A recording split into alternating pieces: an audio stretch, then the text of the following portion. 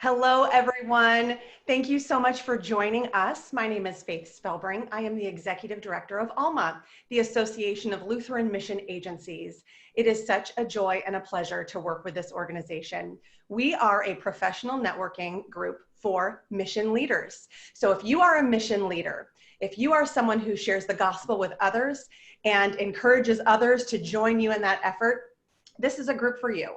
Most of our members are executive directors, presidents, CEOs, etc., of different mission agencies. And we work together. Iron sharpens iron. So we learn together, we ask questions of one another, and we offer support to one another. This is quite an amazing group to be involved with. And if you are someone who has something to share about sharing Christ in the world today, or if you're someone who wants to learn how to be a better leader in God's mission today, this is an incredible group for you. There are years and decades of experience in leadership in God's kingdom available through this network. And if there is anything we can do to help you find the resources you need to better lead for Christ, please let us know. We would be happy to do that. We are super excited today, can you tell, to bring you the fourth webinar in our series, Staying Healthy and Leading Healthy Mission Agencies in Pandemic Times. We have talked on physical health for mission leaders, emotional and relational health for mission leaders, as we are all dealing with uncharted territories. We've also had a webinar on spiritual health for mission leaders, because we know Satan prowls like a roaring lion, seeking whom he will devour. But we also know that our God is bigger and stronger, and that his spirit is with us and he is protecting us. So we have had 3 phenomenal webinars so far, and today is our 4th. And today's topic is economic health for mission agencies in pandemic times. I'm going to invite Linda Haley, our speaker for today, to pop in. And as she does this, you might, if those of you who have attended an ALMA in-person event in the past, you might recognize Linda. We have been so fortunate to have her with, hello, Linda. Hi, guys. We've been so fortunate to have her with us, and she always wows us. She is packed full of energy and knowledge. She has worked for years in fund development, and she is now, and this is a new title since last I saw her. Is it President and CEO? Mm-hmm. President and CEO of, I want to get this right, Let's Build Hope. Is that LLC? It is. Excellent. And they have grown. Last time we had her speak with us was 2 years ago, and the place has just boomed. So Linda's going to be able to share a little bit about that with us today, but she's also going to be talking to us about fundraising during a pandemic, during stressful times. Now, they're all very unique and different, but there are things that connect each of these stressful times. There are lots of questions that have come from our community that we would like to give to Linda. So she is going to give us a presentation, and I'm going to invite everyone who's on today to use the chat feature to type in your questions. She is going to be talking to us about a time when finances are crazy, when people are losing jobs, when they're going on furlough, when we don't know what to expect from people long-term. How in the world do we fundraise in this climate? So I'm going to turn things over to Linda. Linda, thank you for being with us today. I know that this is going to fuel our mission agencies for the future. And so I hope that, that you just feel amazing about helping us all out right now. And I would love to pray for you before we begin. Thank you. Gracious Heavenly Father, we thank you for giving us something, a message worth talking about to bring to the ends of the earth. We pray, Lord, that as we labor to do that, we can have your spirit guiding us, that we may use wise judgments, that we may understand, Lord, how to lead your people. And we thank you so much that you have given us one another to learn from, to grow from. We thank you that there are people skilled at these endeavors that are willing to share with us. We pray, Lord, that we can soak up every ounce of learning that you've provided for us today with Linda being here. I thank you for her. I pray that you would bless her bless those she works with in their fundraising efforts. Bless her family, Lord. And yes, please just give her blessings upon blessings in her life as she is being a blessing to us. In Jesus' name we pray. Amen. Amen. Thanks, Faith. I appreciate that so much. Thanks for having me today. Oh, it's our pleasure, Linda. Thank you so much. It's great to kind of see you guys from a little bit of a distance. I can't really see. I can see some nice pictures. You guys look very handsome. So it's all looking good so far. I'm going to move pretty quickly through a presentation today so that we will have time to ask questions and discuss with one another, because I'm going to give you the information that I've gleaned from this and a couple other, sort of nationwide traumas that we've been through. But I have to say I learned probably as much as I teach these days, because these are unprecedented times, and we all have a lot to share with each other, not just from the perspective of expertise, but also just perspective of support, because this is a pretty tough time to just be existing as a human in the world. So I'm going to move pretty quickly through this. I'm hoping that I can pull up my PowerPoint here. So can you open that up for me, Faith, so I can share my screen? And I will do that because right now it's saying I can't do that yet. Okay. Yeah, hold on just a second, guys, while we get this figured out, because right now I can't share my screen. Oh, I apologize, Linda. I'm doing that right now. Okay. I'm going to make you the host. That way you can share your screen. Okay, great. There you go. Ooh, total power. Wow, that's exciting. Goes to your head. Okay, awesome. There it is. There we go. Awesome. Okay. Let's just make sure we get this to full screen. There we go. All right. So I really would love to hear a little bit about you, Faith. I don't know if that's an option, but if people can unmute themselves, I'd just like to know, just really from the perspective of what you're going through right now, what is the thing that has surprised you most based on everything that's been going on since March 13th or whatever that first day was that we all kind of got the real shock of, hey, you're going to have to go stay in your house for a few months. Can a couple of you share sort of what the most surprising thing has been? And feel free to pop in with your video and unmute yourself as well.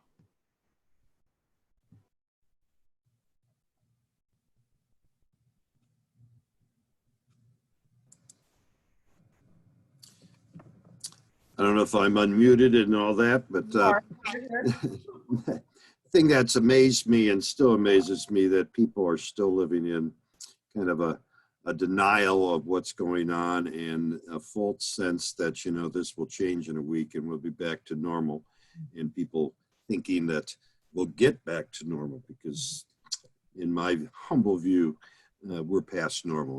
We're not going to get back to normal. It's going to be new. And they're not being able to see all the possibilities, ministry possibilities that God has presented to us. So that's my share. I think you're right on track. I do talk about denial in this presentation, so you hit the nail on the head. All right, can I have one more person? Well, I know Tim was going to say something, so I just waited. I think the thing that has surprised me the most is how Zoom and technology has quickly taken the place of face-to-face meeting. I actually thought it would never be accepted so much. And I'm finding that there are some real advantages as far as time and effort spent to do video meetings like this, rather than having to pack and put stuff away and stuff. I never thought I would like this particular medium. I can't say I like it, but I can see, as CEO, I can see the value of doing all this by Zoom rather than us coming to St. Louis and listening to you there, Linda. So yeah, that's my surprising thing, how well this is actually working. That's great. Okay. Hey, Matt, I can see you out there. And since there's a small audience, I'm just going to call on you. So I make sure I hear from everybody. Can you sort of tell me the thing that you have found surprising during this time? Sure. I was going to tie off of what Mike just said. The use of technology has really, operationally for our ministry, really let us keep pushing along with coaching new ministry leaders, doing leadership development trainings. We're just doing them over Zoom instead of in a coffee shop or in a classroom, which has been fantastic. What we've got to figure out a better way to do is translate the stories of that still happening, because you don't have that picture of our coach with a ministry leader having coffee together to tell the story. you get tired of seeing screenshots of Zoom meetings. They all look the same. So we got to figure out a way to tell the story. Yep, I agree. So I think we'll have some good discussion around this. I don't know too much about you guys, a little bit more now. Thank you for sharing. I'll tell you just a little bit about myself, because I always feel like people are like, who's this person? Why is she talking? I did not grow up in St. Louis. I grew up in Oklahoma on the farm. I moved here when I was a kid with my ex-husband, who was from St. Louis, and I've lived here ever since. I spent 5 years as a high school teacher at a Catholic school. I spent 5 years in mental health research at Washington University. And then I fell into fundraising, as most of us do. And I just fell in love with it. And I've been in love with it ever since. The opportunity to help people practice their philanthropy has been a privilege and a gift. And I enjoy it so much, as you'll hear when I'm talking, because it's really been an important part of my life and a ministry for me. And I really enjoyed it. So I hope we can share some information, talk to each other a little bit. You ask me some questions. Most of all, I hope that you leave feeling empowered and hopeful, and maybe just have a couple of new ideas or a new tweak on how you're looking at things, or even feedback on specific questions that you might have, which we will get to today. So, and again, I can't sort of help myself when I present. I normally interact with the audience and try to ask questions, because I think it's a lot more interesting than just me yapping. So we'll do the best we can. First, as a baseline, I've kind of talked to the people that work for me. There are 4 other gals who work here with me, and all of us so far have been through 3 different national traumas. 9/11, which was really shocking and short term. 2008, 9, and 10, which was slower and long term, more painful. And then COVID, which of course we're all now living with. I did a little compare and contrast, because I wanted to say, upon what are you basing your assumptions? And I think that's something for all of us to think about. We have, most of us, been through the other 2 traumas, the national traumas that our country's been through since we've been on the planet. And if you're a little older, you may even be able to go back a little further to JFK, which I was just a baby at that point, but that probably was the last one before that. And the wars, of course. Vietnam War was a tough one, but slow and long. So really, when I look at 9/11 and COVID, I saw some things that were similar. First, the fear for our personal safety. I think all of us, that first probably month or 2 after 9/11, were worried that might happen again. There might be more planes in towers, or more hijackings, or a war on our shores. It certainly was shocking and produced some immediate trauma for people. We were all very scared. We were staring at the news all day. Mental health was certainly impacted. Everybody was sad and depressed, lots of crying, lots of trauma and death. Honestly, it was really painful and hard. And of course, we've had that here too. And then in most cases, I think 9/11 did not impact our major donors very much. We saw sort of a dip in giving for a couple months, sort of September, October, and probably by mid-November, people were really giving. And I think we had the strongest November, December that we've ever had that year, because the markets were stabilized a little and people came back as donors. The difference is, of course, 9/11 was short-term, already more short-term. I know we had the war that came out of that, but really when you look at the trauma itself, it was fairly short-term. And it was limited. It was in New York and in Washington and in Pittsburgh, or right around there. And the whole world was not impacted like COVID is doing right now, which is creating all kinds of things, all kinds of different feelings and thoughts, and we'll talk about that. And most nonprofits got through 9/11. There were very few that closed because of 9/11. I'm not sure that's going to be the case with COVID. Some of our agencies that are very dependent on government support because they treat patients or work with clients face-to-face cannot do that. They're trying to figure out telehealth. I have a feeling it's going to be harder on some of our smaller nonprofits, or those that aren't very diverse in their revenue mix. When you look at 2008 and 10, which for me was the hardest fundraising I've ever been through, I fundraised frontline for years and years, and the only time I ever missed my goal was 2008 and 9, and I missed it by 28%, which I still remember and am traumatized by. But I do see some similarities between that and COVID, and COVID is probably going to be our new normal. I don't know what that's going to mean for fundraising. Certainly there's some fear of our long-term future for unemployment and the overall impact financially on our world and our future. I think both are significantly impacting nonprofits. Certainly 8, 9, and 10, we saw a lot of nonprofits not make it through that, merge, be acquired, or close. Same thing in COVID, we've already seen some of that. The difference is, I think the financial crisis in 2008 was slower to develop. I heard about it probably in the summer, and we didn't really start feeling the impact super hard till about October, whereas COVID's gone a little faster than that. I think 2008, 9, and 10 from a financial perspective is going to be harder and longer than COVID, though of course I'm guessing there. And I think top donors have not yet been as adversely affected from this as they were immediately from the 2008, 9, and 10 crash. I had all kinds of donors in those early months say, I'm giving you nothing. Our portfolio is down millions of dollars. We're giving no money. And I'm not hearing that at all on the COVID side of things. Most people are continuing to be generous. Most major donors haven't been personally impacted from a financial perspective. The markets are holding pretty heavy. The real estate pretty steady. The real estate market is still plugging along right now. Again, depending on what COVID does over the next 12 to 18 months, that may change. But right now, I think that's how it looks. I kind of tried to think about the universal truths around trauma, because I think when we're talking about fundraising during this time, we cannot avoid the concept that we are all being traumatized right now. It's a real thing. It is scary and it demands our attention. You can try denial, and I know a lot of us are doing that, but we're still seeing, you know, the ability to go outside, the ability to interact with other people. It's just really not what it has been. I think everybody's upset, both donors and nonprofit leaders. Although this is tough, this is a place for common ground. I think right now, supporting one another offers an opportunity for us to talk to our donors in a way that we never have, and more importantly, to listen to them maybe in a way that we never have, so that we can really hear how they're managing the trauma. I agree that we cannot all go back to normal. I think that's denial. I think there's not going to be the old normal. It's going to be a new normal. Is it going to be as restrictive as right now? I hope not. But I have a feeling there is a new normal, and I'm glad that we kind of got that out early.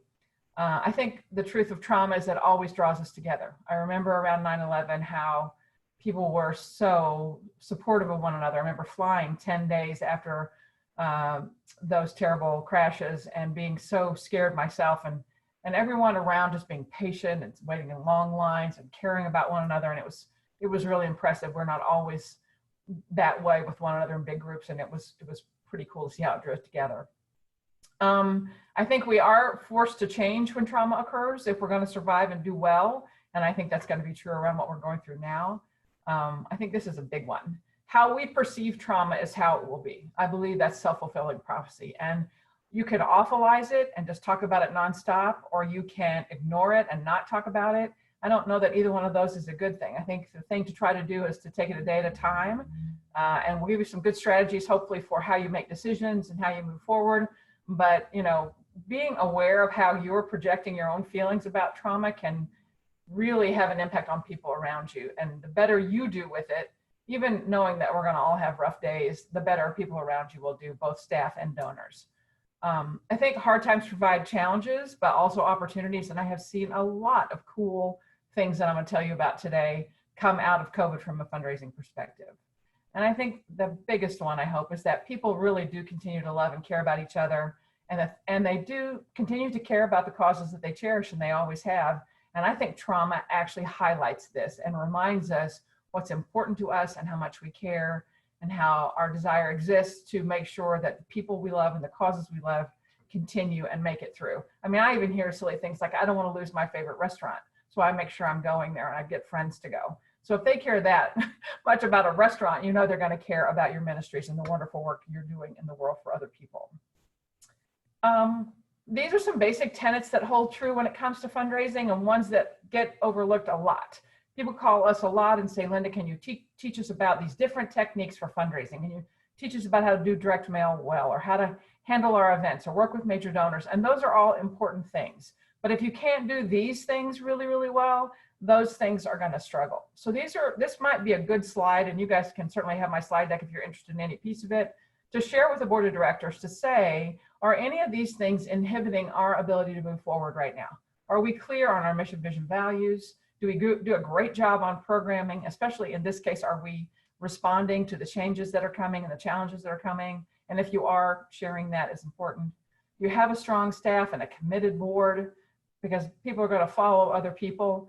Do you have a balanced budget, or a way to get to a balanced budget? Do you have a healthy fundraising program? Usually that's 30 cents on the dollar or less to raise the dollar. We'll talk a little bit about that. Are you complying? Do you do your 990 every year? Are you putting your audited financials on your website? And are you keeping a clean closet? When things go wrong, do you have strategies for managing crises and how you communicate around crises? So those are some basic things to always be thinking. If those things are not clicking, if anything on there isn't, it is going to impede your ability to be really effective at raising money. Here's some things that kind of are going to remain the same during a trauma. Your core mission, vision, values, we hope. Your donor's love for the mission, we know, we've certainly seen that. And your desire to continue programming. What changes normally is the needs that you have, the strategies that you're going to use to impact those needs, and the stress levels of ourselves and our donors. And sometimes that third one gets left out. And I think here we can't leave it out, especially with COVID. We're having kind of trauma coming at all sides and all across the world. I actually did think about that the other day. When you think about grief, which is part of what we're going through right now, normally when we grieve, let's say we lose a loved one and we're grieving over that, people around us are well and healthy, right? Everything is good for them and they're there to come in and support us and say, Linda, you know, it's tough right now, but you'll get through the grief and you'll be okay on the other side. Well, right now, we are all grieving, literally the entire world, right? We're all under stress. We're all experiencing trauma. And I have never seen anything like that. I think it's kind of thrown me off balance a little bit, not to be able to lean as much on others because they're leaning on me. You know, we're all leaning on one another. So I find that to be something different. And I find it to be a thing that I want to stay aware of. I notice that I have days that are super, super hard. And then I have days when I'm doing pretty well. Maybe my denial kicks in, I don't know. And so what I'm finding is on the days I'm doing well, I try to lift my ability to help others and support them and ask how they are. And on the days that I'm not doing as well, I ask for some help, which is not always a strength of nonprofit leaders. So just some things to think about when it comes to what might be changing as we're working through this time. Now I'm going to go through some specific questions I'm hearing. Some of these I think Faith got from some of you guys. So hopefully this will answer some of the questions that you have. First, what financial impact should we expect our mission agencies to experience?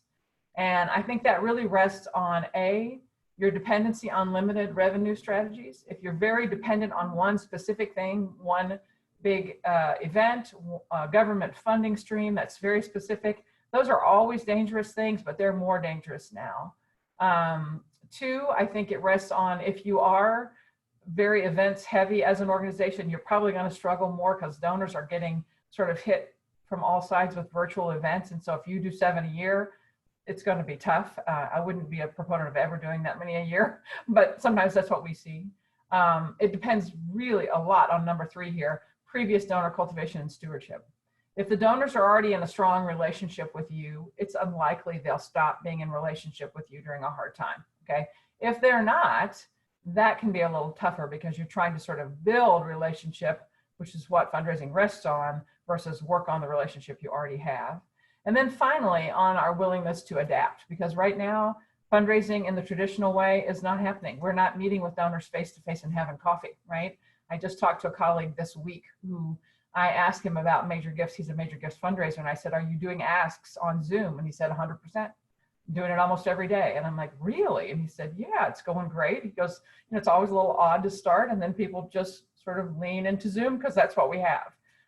So we're going to have to adapt the way we do business from a fundraising perspective, or we're not going to make it. Anybody have anything else that you might want to sort of fill in there when it comes to the financial impact you think we might experience because of the pandemic? These are the big ones I think I've seen. I always wait a little longer on Zoom. It takes a little longer to get unmuted. Okay, all right, let's keep going. So what are the most effective fundraising practices that happen in a recession? They're really the ones that are always true. Definitely a focus on mid-level and major giving. That's where the majority of the money is raised every year. If you're trying to build a fundraising program on gifts of $25 or more, you are gonna struggle always. It's so hard. Not to say that general donors aren't important, they are, but mid and major giving is the way to go. A managed or minimal reliance on events is really, really important because events are usually big time sucks and have a pretty high cost per dollar raise and a pretty low return on investment. One of the things that we've been using, and we've been using this for about 2 years, we've been trying to find for years, or I have, a great online fundraising platform, one that I love and saw work And Charity, which is CHARIDY, that is not a typo, is the name of a platform that we really, really love and that we have used with many of our clients to great success. We have not had a client yet, and I think we've had probably 12 or 13 now use the platform, not hit their goal, not exceed their goal. And these are bigger goals. This is not like a couple grand. This is people who are raising $50,000, $100,000 online, which is a cool new thing. So if you're interested in that, you can check out their website or give me an email or a call and we'll talk through how it works. It's pretty cool. Having a reasonable reliance on grants, find a lot of nonprofits that do all grants fundraising. I think foundations are stepping up, but they are stepping up toward COVID, I'm finding, or I'm hearing. And so if you're not needing that kind of support, like here's a new problem or here's a new need because of COVID, I don't know how they're doing on the other piece. So that's something to think about. You have to be great at cultivating and loving your donors. That's one of the key aspects to any great fundraising program. Doing a great job with stewardship. And we talk about really having gratitude before you say thank you. We work hard with our clients on, are you actually feeling grateful for every gift that you get? Or are you just sending that form thank you letter and thinking that's going to be enough? And then a focus on retained donors versus new ones, because new donors are going to be tough to come by in a pandemic. They really, really are. We'll talk a little bit more about that. Okay. Next question I'm hearing. Should we ask our current donors to give even more? Oh, I've got a typo in there. Sorry, look, I just found it. Well, first, let me just say retention, okay, keeping your current donors and getting them to give more and upgrade are the bedrocks of strong development programs. Those two words, retention and upgrade, our clients probably get sick to death of hearing it because we say it over and over again. It's one of the most important things that you can do. But the goal is never to ask or need more. When we go to a donor, we're not saying, oh, hey, here's a bunch of stuff that we need, you give us money. That kind of makes it feels like a transaction. It feels like, hey, you're an ATM, I'm going to slide my card in, and then you're going to give me money. And that's not how it works. Now, they certainly do want to hear stories of people who need their support and how those outcomes have been great. But what really we're doing as fundraisers is helping donors practice the philanthropy, the love of people that is already in their hearts and in their pocketbooks. Okay, we're helping them do what they already want to do. To do that around this period of time where you may need more money, you can show how those you serve have increasing needs and say to the donor, your opportunity here is to help, Joe and Mary because of COVID, they have these increasing needs. That's a different kind of a feeling than, oh my gosh, it's on fire and we're in trouble and please send us money, which we have seen some of our clients try to do before we stop them. You can show your donors how they can impact lives through their giving, especially through their increased giving, because they know during times of crisis, people who are behind the 8 ball are going to likely be further behind the 8 ball. If you're already struggling with poverty and maybe you have an intermittent hourly job and now you can't go out, you're going to have more trouble. And donors know that, but they want to hear that so they can hear how their giving is going to change that and help people, especially when people need help more than they ever do. Good question here. Is it a good use of resources to spend time getting new donors amidst a crisis? And I just say no. I would just say no. It is a hard time. Donor acquisition is always hard and expensive, but donors acquired are not the answer to fixing any kind of cash flow problems. They may come to you, especially when you broaden your fundraising strategies, like going online, using an online platform, you're going to get more new donors. But the people closest to you are the ones most likely to step in with bigger and more powerful gifts because they love you and they believe in you and they trust you, and they're going to be the ones that make sure you're okay. Also remember, this is what people forget when they're talking about new donors in a time when things are tough. People already have charities that they love. Most donors give to between 4 and 9 nonprofits every year, okay? Between 4 and 9. So they already have nonprofits that they love, and now those nonprofits are hard pressed. So for them to say, well, we're already giving to our 9 and we're gonna add money to those, and then now let's add a new charity, probably not gonna happen. So I don't think acquisition is well timed here, and I would avoid it unless it's sort of a secondary result of another strategy that you have. What will give you the biggest bang for the buck? I think focused on specific kinds of support or relief is going to be the key. And I actually think it always is. I I don't know if you guys know this, I started my fundraising career at the Lutheran Church Missouri Synod headquarters here in St. Louis for my first 5 years. And one of the things I learned early on from Len and Jim and Jerry Panis and all the people who were around at that point was, you need to know exactly what you need from your donors. And when you tell them that, they'll be able to respond to that need. So right now is a good time for you to think about what's your actual case for support. Why should people give you money, and certainly increasing dollars during this time? If you can say, well, $67 will provide an hour of teletherapy to people who can't get to the counselor, that's going to show the donor, oh, this is exactly what you need. So Linda, if you could provide 10 hours for $670, that would be amazing and have a real impact on some people's lives. Now I know exactly what it is that you're trying to get me to do and how I'm going to help. And that makes me feel good as a donor. Certainly anytime you have emotional appeal, because giving is emotional, it comes from the heart, that's going to help your cause. And also things at the base of Maslow's are going to be the easiest ways to raise money right now. If people that you're serving need food or shelter or water or immediate health care, anything that feels like an emergency, donors are always drawn to that baseline of Maslow's, of those basic needs, before they can kind of get into those higher psychological needs, because it just becomes a little more intellectual and a little less emotional. Some mistakes I'm seeing, some things to avoid. This is a big one. Making panic decisions or making decisions too quickly. We've seen a lot of clients cut things like events before they've thought them through, they just cut them. Or they moved them really quickly right at the beginning from March. They're supposed to have an event in October or in September, and they moved it to November, not thinking there's already people over there who have a bunch of events. So I would say take your time on making decisions and don't make them until you absolutely have to. I would be careful about just summarily bailing on events, especially big ones. You may have to do them differently. You may have to do them virtually. You may have to do a hybrid, but I wouldn't just bail on them. Again, that's something that people are doing kind of quickly as kind of a knee jerk. Well, people can't get together, so let's cut it. I think thinking events have to be live or virtual, especially as COVID is developing, is not a great strategy. We're finding that the hybrid event where some people are in a room and then other people are on the Zoom has more power and impact. And I don't know exactly why that is, other than when you see people in a room together, it inspires you more. We see people not being creative sometimes, trying to sort of do it the way they've always done it. That isn't going to work. Thinking donors don't care anymore or will stop giving is absolutely the wrong way to think. They are giving. I have to say that's been one of the most encouraging parts of COVID for me, and maybe one of the most surprising, is the donors have been extremely generous to our clients, and I love that. I'm so proud of that. I'm so proud of the donors. Thinking it's too late to start fundraising the right way, right? If you haven't been fundraising relationally, if it's been very transactional, there's no better time to start than right now.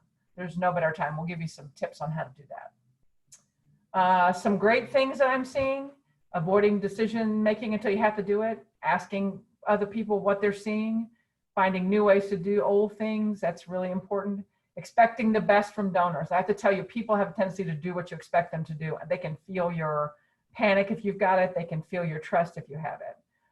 Showing donors what they can do right now. I have to tell you that COVID has been a very limiting experience for us, sort of an experience of pushing us into a box. There's not a lot we can do about COVID itself. So when you say to me, Linda, here's something you can do to help a cause you care about, that enables me and empowers me and makes me inspired to give. Being creative is really cool. We had a client here in St. Louis who did their event, and they had sushi delivered to every patron. So that was the dinner that they didn't get to share together. And I thought that was really cool and creative and unique for the donors, and made them go, wow, these people are really making an effort, and I think inspires the donor even more to give. I think this is a great time to stop doing things you've been wanting to stop for a while, and sort of using COVID as an excuse. We've seen that a lot. People who've been our clients who've been wanting to sort of cut secondary events that aren't very productive are saying, oh, this is a perfect time to cut that wine tasting or that fashion show because we can't get together anyway, and it only produces $6,000. Just kind of an easy time to do that. And also an opportunity to start doing things you wanted to, maybe like a major gifts program, which can be done over Zoom without issue, right? Or because we can see each other one-on-one a little, if people are comfortable, you can start that right away. You don't have to wait for COVID to be over, whatever that means. So some important things, the must-dos. make sure that you're loving on your donors and showing them that you do. And I believe one of the main ways to do that is just to show some care by calling and checking. 2, listening to people. There are days I talk to people and they just unload the whole thing. They have to tell me everything that's traumatizing them over COVID, and I just try to listen. I find that people really, really appreciate that right now. I think providing some excitement, some exciting opportunities to give is helpful right now, because we're all sort of desperate for something fun to do because we're stuck inside with Netflix. And maybe our same loved ones we've been with for a long, long time, and we need a little break. So something fun and different is going to really get people's attention. Making sure that you're grateful for every gift, no matter how small. It's tough sometimes when donors cut their giving to show gratitude, but it's really important. Using virtual fundraising to your benefit is really, really important. We are seeing a lot of really strong online galas. We've had online golf tournaments. We've seen a lot of charity campaigns. You have to be creative, and you have to be short. I found over time, we're finding all of our clients saying that the donors from virtual will last about an hour, 45 minutes to an hour, and then they're just done. They're like zoomed out. So when you're thinking about how to fundraise effectively virtually, think short term, think impactful, exciting, and fun. Those are the kinds of things that are going to give you a little more bang for the buck. Consider that 24-hour campaign that's charity, and I'm going to talk to you guys specifically about that, I think, before we sort of finish the call today.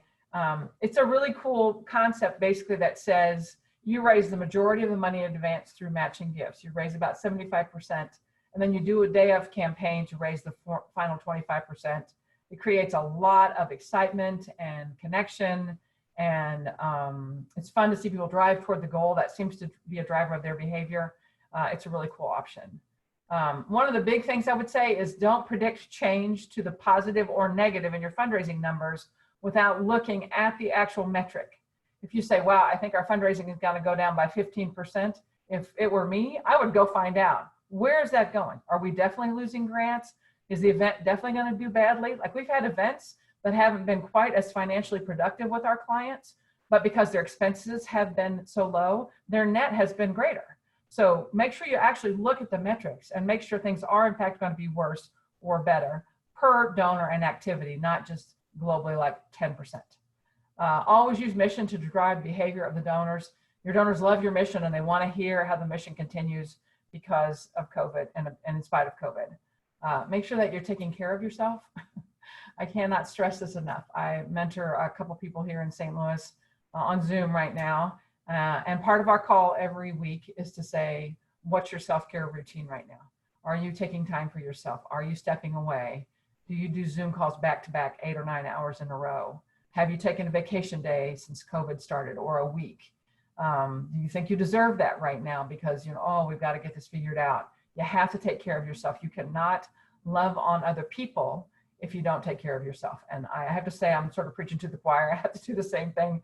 I was telling Faith before this started, I'm in the middle of a huge house remodel. I had moved out of my house in February to get the whole thing, and COVID started about 6 weeks later. So here I am, still out of the house, trying to get it finished. It's been a lot of stress. And there are days myself, like yesterday, I just said, I'm not even going to think about any of that. I'm just going to step away. I'm going to breathe a little bit. I'm going to take care of myself, pray a little bit, meditate a little bit, try to get back on track. You got to make sure you take care of yourself. And then at the end of the day, we don't call our company Let's Build Hope on a lark. I think hope is probably the most important thing that we as nonprofits offer our donors, because the world can get hard and it can get heavy and tough. And we are the inspiration for people often to see that the world can become a better place through the work that we do, the work that you guys specifically do. And so you have to kind of keep hope at the forefront, especially when some days it gets really, really tough. So what would you do right now? I hear that a lot. What would you do, Linda, if you were fundraising frontline? First thing I would do, no question about it, is call every donor, everyone. Unless I had 100,000, and then I might not call everyone, I might call the top ones. But most of our clients don't have that many donors. And so we'll tell them, just pull the list, see how big it is, spread it out among your board members, your committee members, yourselves, your staff, and just call everybody, thank them for being part of the family, check on them, see how they're doing, maybe listen carefully for clues about, is there, some businesses are actually doing better right now in spite of COVID, or because of COVID, because of some different challenges, and others are struggling. So listening is a really important part of those calls. I would also tightly review every projection I had made for fundraising numbers. Am I on track? What do I have to change? Who might not give and why, and how can I find that out? People have a tendency to think automatically, maybe if you have a business, you're doing poorly. I have a young business. My business is 7 years old. My business is booming right now. People need fundraising consulting more than they've ever needed it. I didn't know that's what was going to happen. In fact, I just brought on 2 new people when COVID started, and I had a moment of panic. And then all of a sudden, people were calling, and we're doing well. And so, of course, I want to help more than ever, because I'm like, oh, I'm one of the lucky ones that's doing okay. And so you got to remember, donors are feeling that versus always feeling like, wow, I'm doing badly. Who can and would do more? You got to make that case. You got to make sure that you go to the donor and say, you have been such a great supporter. I know how much you care. Here's how things have changed. Here's our plan for handling it. Here's your opportunity. Make sure you're analyzing and adjusting everything that you're doing in fundraising. You know, we see that a lot, that people just say, well, the event was really fun and we're going to have it again next year, even though we didn't raise much money. And I don't know that that's a great strategy. I'm a big believer in analyzing that data. And then finally, seek wise counsel. We have done a lot of listening to other consultants, to other nonprofits, trying to hear what people are doing, copying the great, imitating the great, trying to avoid the mistakes that some people are making. Communicate really well, especially with your board. I think you need to communicate a lot. I will say we got a lot, especially in the early days of COVID, of negative emails, tons of, oh my God, it's on fire, we're in trouble, this is so hard. Nobody wants to hear that right now. They really don't, right? So when you share the news, try to share it as well as you can. Even if you have to share challenges, just do it really carefully. Try to avoid that negative Nelly thing. Give them the problem, a solution, and an opportunity for them. I always think problem, solution, opportunity. That's the bedrock of asking for money, okay? Make sure you ask people for advice and input. People love to give you input. And now's a great time because there's a lot of things you don't know. Most of us aren't technology wizards. There's a ton of ways that we can learn from our donors right now. And then again, listen. You'll notice that it's been through all the presentation, and there's a reason for that, because listening is what keeps you engaged with your donors. And then finally, I think I'd be driving to the solution. I think it's one of the reasons I've always loved fundraising, because it's a very quantifiable, results-oriented business. And I'm a big believer in planning and effort and working hard to get there, you know, because that's really how you hit your number. You set a good, specific, metric-driven goal, and then you drive toward it until you hit it. And I believe that if we all worked that way a little bit more effectively, fundraising would become a little easier. We do a little too much global projecting. Well, we're going to just grow by 10% because we need it. That's not the way to project fundraising. You have to figure out exactly what strategies to which donors at what time for how much money. You have to do it very specifically. All right. Oh, cool. So we whipped right through that. I tried to get through as quickly as I could because I wanted to give you some time to talk to me and tell me what you're seeing and hearing, and then to ask any questions that you might have. So I am going to unshare my screen right now because I would like to just see your faces. And if you'd be willing, if you're okay with that, to turn your videos back on and talk to me so I can see your faces. It's really hard, by the way, FYI, to present to yourself. I'm really boring myself. So I would really love to hear sort of what you heard and what you're learning. You know, I certainly have been in fundraising a long time, and I do have a level of expertise, but I also know there's a million things yet for me to learn. So I'd love to just hear your feedback and your questions. Linda, while everyone is popping back on, if you wouldn't mind making me the host again. Do you know how to do that? No, but I can probably figure it out here. Where do I go? Hover over my picture, the 3 dots, click on that, and it says make host. And while everyone is popping on, my husband showed me an article by Carrie Newhoff, and it mentioned that crisis like this is an accelerator. If things, you know, if anything is slowly getting harder or in decline, or if we're not seeing that upswing that we want and things are slower, crisis is going to be an accelerator and pour like steroids onto that and just went zoom really fast. So if there was a decline, and that, while it sounds scary, it reminds me of the frog being boiled in a pot. If it's put in cold and you turn the heat up and it slowly gets hot, the frog dies. But if you drop a frog in a pot of boiling water, it jumps out and saves its life because it was like, bang, we got to wake up. So I think I'm choosing to see COVID as our bang, wake up and get moving. That way it's not a slow deterioration that I'm not paying attention to. Linda, I know you pay attention to everything, slow or fast. Try And- to. Well, you know, I like to eat, so staying in business is very, very important to me. Excellent. All right, everyone, what questions do you have for Linda at this time?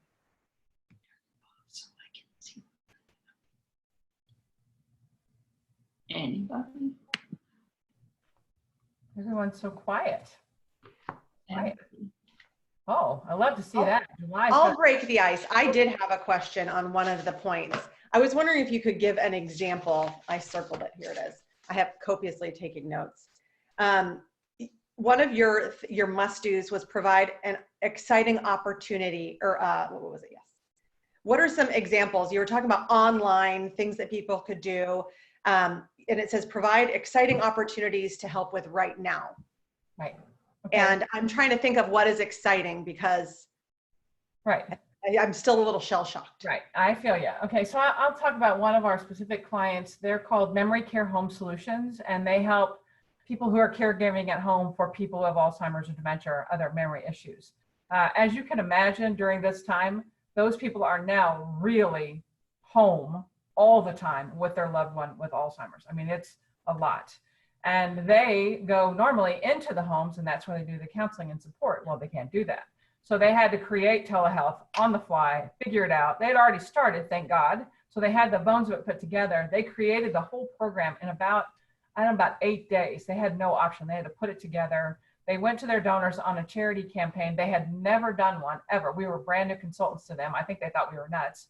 And I said to her, well, what would you really like to do? And she said, we need $100,000 to really put this thing into full effect with our clients. So we built a case around telehealth and said how much it was per hour of service to each one of the people that we're supporting who are caring, because they're really taking care of the caregiver, right, as they're supporting the person with Alzheimer's. The donors went bananas. They raised $116,000 in 24 hours. I mean, they just knocked it out of the park. And I believe, like I said, it was the case that we need it and we need it now. Otherwise, these people are suffering. They already were, and now they really are. And we've provided a really quick, effective solution, but we need the help to pay for it, to get it out there. And the donors just jumped on it. And I think, although that doesn't sound like a party, like they didn't have sushi, the people who cared about it, because their donors are people who've been impacted by memory problems. They get it. And so the donors were like, wow, if I can give money and help somebody who's really sort of more under the gun than they ever are, then I am excited, inspired, honestly is the right word, to do that. And we were super proud of them. And I think they kind of surprised themselves. We had just started. We hadn't even built our annual plan yet. And the need was so immediate and so immense. We just said, well, then we're just going to build a case and see if we can get donors to do it. And they did a great job. They really did. Thank you. Yeah. Hey, congratulations, Ron, on your big numbers in July. Yeah, give me some input on that. I'd love to hear that. I'd love to hear more about that. I enjoyed the presentation and just kind of affirmed some of the things that we do. What we found is that a lot of our donors are a little bit older and they're at home and they were more inclined to want to talk to us.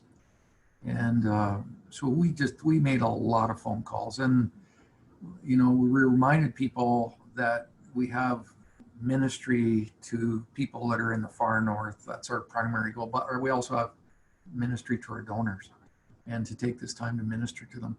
And we didn't really ask for a lot, but what we found is that revenue just started coming in. It almost immediately increased. We saw a decline in April and then an immediate spike in May and June. And normally July is flat. Yeah. And it's record. So there's a couple other things that we experienced. We applied for a lot of grants. And we normally will get half of what we apply for. And we almost got 100%. And so granting agencies like Angel Tier Foundation and so on came back to us and said, are you going to be able to fulfill this grant? And we said, absolutely. We have all the plan in place and we'll fulfill it. Many organizations that had to change gears that applied for grant funding and then couldn't fulfill the grant restrictions. And so foundations and granting agencies actually have more money So those are maybe not necessarily things we did, but we found as a side effect of what was happening. So we're picking up momentum. I think everybody's familiar with LWML. We applied for a lot of grants too. And, there was no conventions, but, we had just had a lot of stuff online, provided a lot of additional resources. And same thing, boom, we hit every one of them. Just everything we applied for, we got.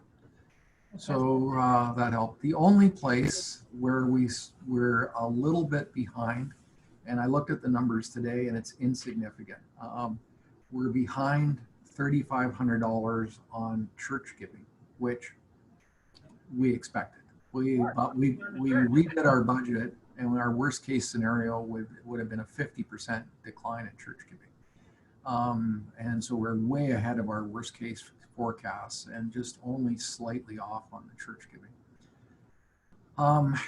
So I don't think we did anything really unusual other than actually had conversations. So the conversations, most of them were phone, but we did email, Facebook, whatever the donors prefer.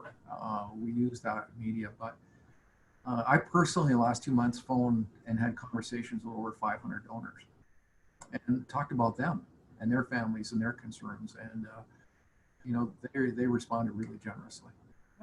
That people love to be talked to and listened to.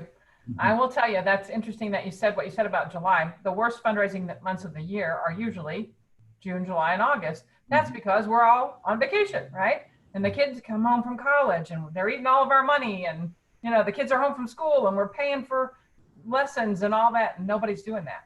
And I also reminded myself, I was thinking as I was listening to you, Ron, people are home and they will talk to you. They also have more money because we're not going anywhere. Like, I don't know about you guys, but I'm just not spending money. I don't go to the mall. We don't go out to dinner as much. We don't go to the movies or any place like that. Right. So we're not going to the ball games, can't see the Cardinals, and all the money that we would normally be spending is just sitting here. And then we're able, if you're calling and listening to me, I'm thinking that's a great strategy, just talking and listening to your donors. And you're probably tired of the phone, huh, Ron? No, in my former career, I was a stockbroker, and maybe and it just comes natural.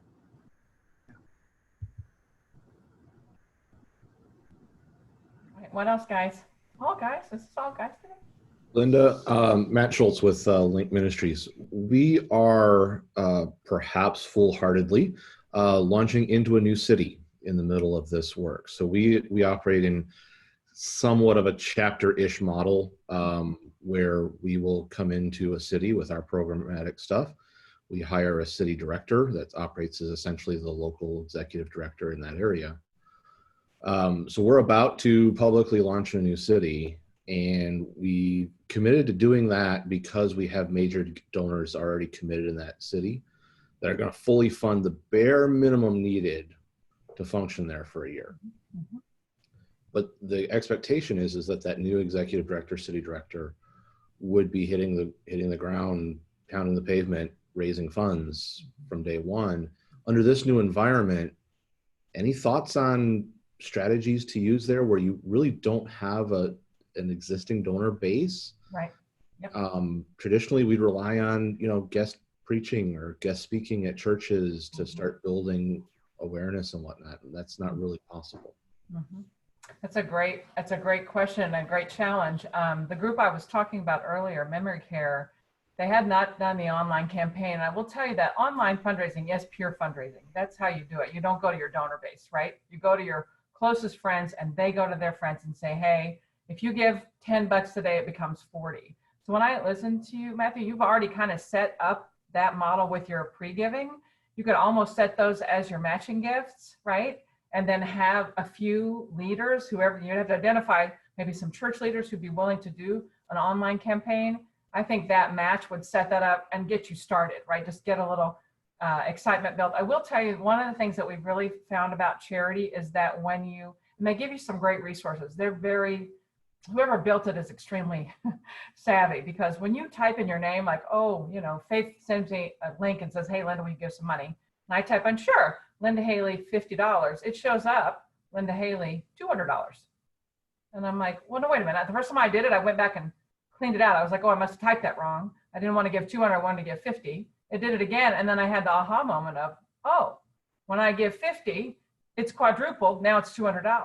The platform is pretty sharp. The other thing that we've seen with our clients is they get a ton of new donors. Memory Care got 196 new donors that day, 24 hours.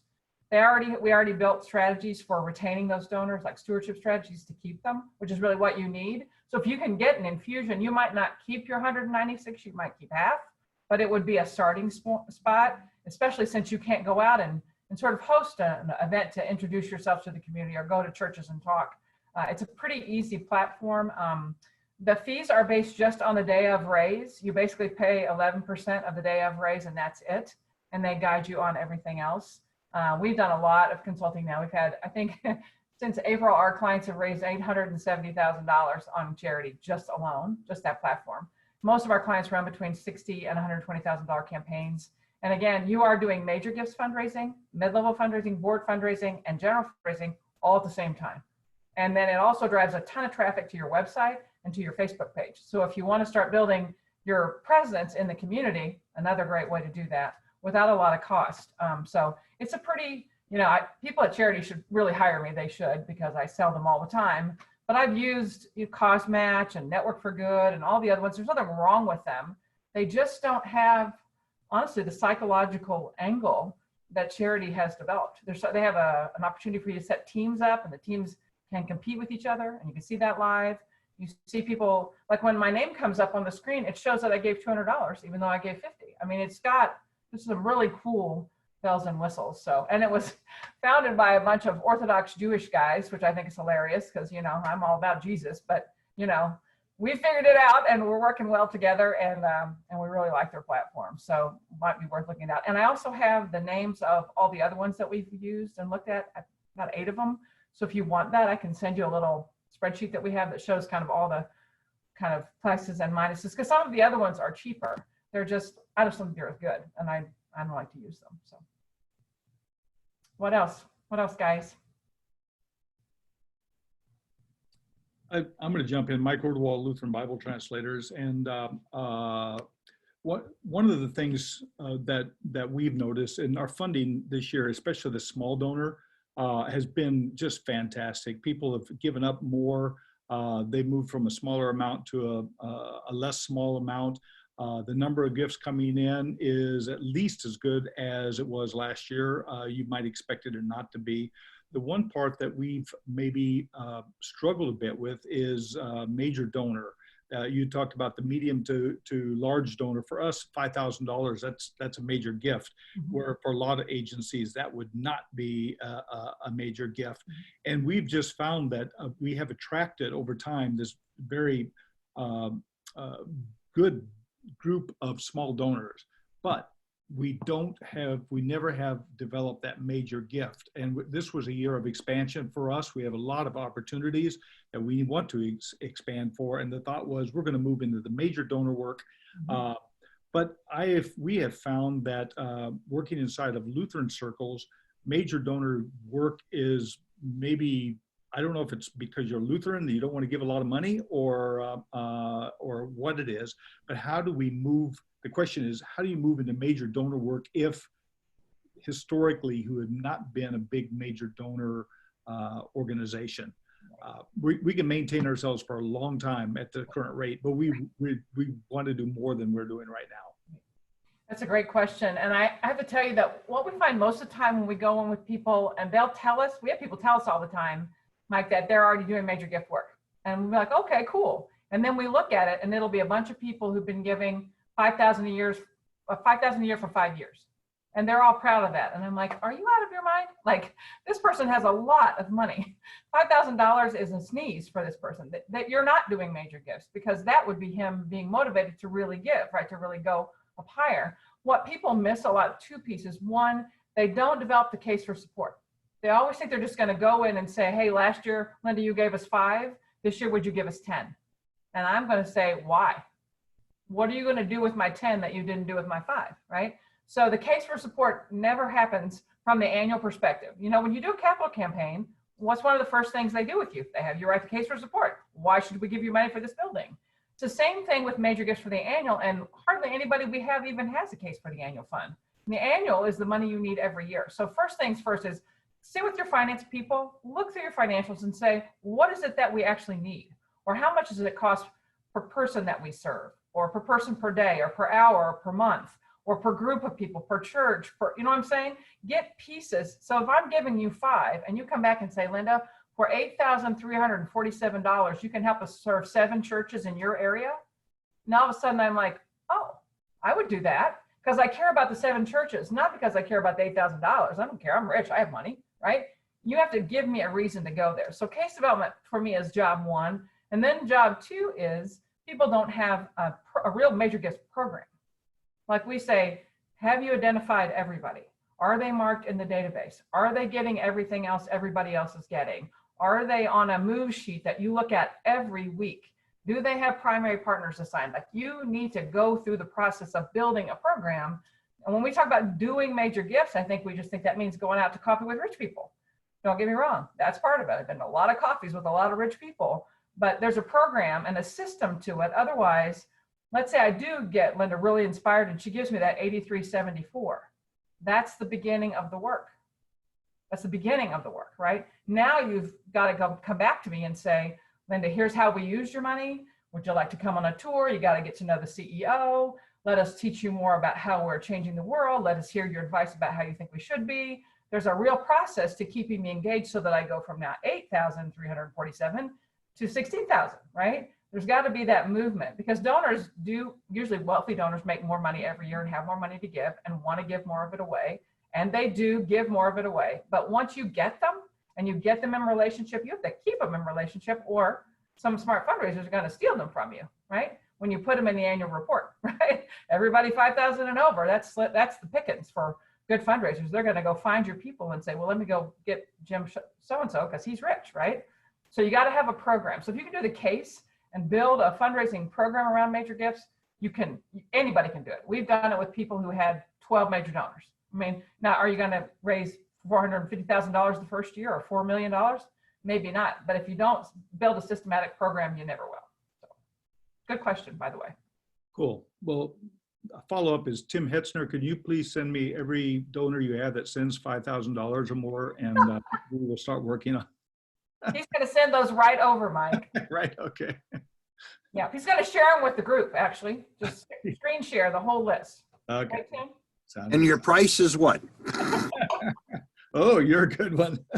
He's fundraising right there. All right. Actually, someone told me once at one of our ALMA events that if you are engaging with a donor who is excited to fund things that your ministry does not do, it's better to pass them to one of our network that does actually do that.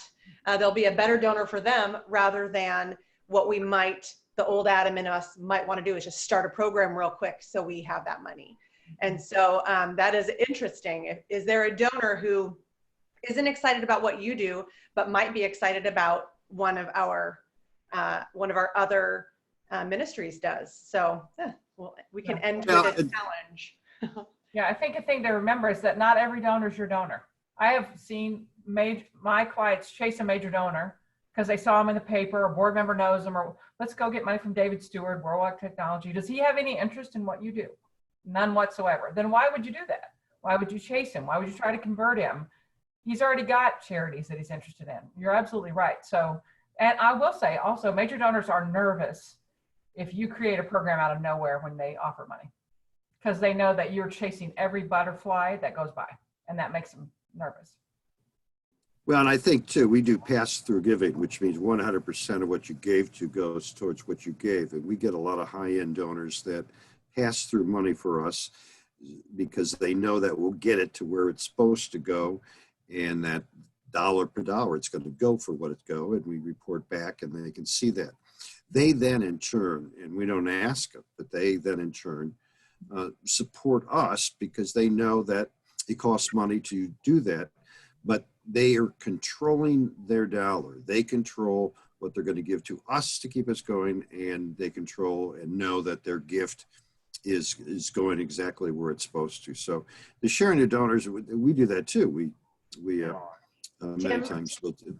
Tim, I've always loved that LCC does that. And if I'm not wrong, that pass-through money actually costs you something that you don't charge. God, yes.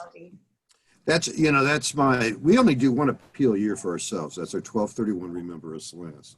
But our growing administrative costs, and although I add staff every year, in fact, I'm in the process of adding 2 right now, because now's the time to increase staff, and what you do then shrink. You've got to go beg it. But it is the cost of processing those donations, because most of them come online, so you get 2 to 7% right off it, and acknowledging the gift and writing a thank you letter and doing all that kind of stuff. But it pays off. The other thing that pays off, in fact, I just hired somebody else, a new person.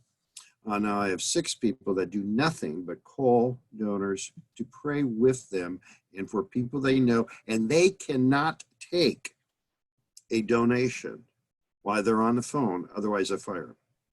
So when a donor says, well, can I give again? Can I just do it over? They say, no, we'll get fired for that. We're calling for you to just, if you know of people we could pray for, and pray for you. And they followed up with emails, and I use all retired church workers. And they got time to talk, and they do all that. So it is, they're doing an incredible job. So Yeah. Anyway, but we do things differently. Well, you do things that work for you. That's the main thing. Yeah, I think we're all doing things a little differently, or needing to do things a little differently these days also. Linda, I want to thank you for being with us today. As always, there was just such a great amount of information, and I think for me, it's going to take me a while to kind of process it all. And I know ideas on how to accomplish some of the things that you mentioned are just going to be running through my head all day. So thank you for giving me something important to think about today. And yeah, thank you for what you do. Let's Build Hope. That's a place we can turn if we would like some assistance in carrying out some of these things. And did you mention about your class? I did not, but I'll do that now. Especially because COVID has helped us too in a couple ways. One, because people need us more, and 2, we teach a 40-hour fundraising class 3 times a year. We've been doing it since I started, and we've had about 460 people go through. And we invite fundraisers, CEO and senior leaders and board members to come. And then we normally do it live and keep it to about 25 people. Well, because of this, we've had to do it on Zoom. We did one in June for Catholic Charities, and we had 10 people in the room and 20 on Zoom, and then we rotated if they were in town. And it worked great. I was shocked. We were dreading it. We were all like, oh, it's gonna be awful, 40 hours on Zoom. It really worked out well. So we're having our next class in October. If you're interested, you can go online and take a look at it. I will also send you the agenda. The agenda is meaty. Everybody's exhausted by the end of the week. As you know, I have a lot of energy and I talk fast, and that's how the whole week is. But there's specific things that are helpful for board members, like Mondays and Thursdays are great board days. Wednesdays are great for your finance people because there's a lot about projecting fundraising revenue and how to do that well. Friday's got a lot of like psychology and how you manage sticky situations. It's kind of a good mixture. So if you have interest, let me know, or let Faith know, and I'll send this out to you, or just go on the Let's Build Hope website. If you just Google Let's Build Hope, it'll come right up. Linda, I'd love to send that out to everybody if that's all right. I'll send the link to the whole network. Yep, fantastic. Yeah, we'd love to have you. And now that we have Zoom, you don't even have to come here. So darn it. I'd like you to come. I wish you could, but I like people and I like face-to-face, but I'm learning to love Zoom. I'm trying to embrace the future. So anyway, I hope you guys have a great day. Thank you so much for letting me be part of this. You know, I'm a big lover of the Lutherans. You got to love a Lutheran, because I fell in love with you guys years ago and I never gave up. So anyway, keep doing what you're doing.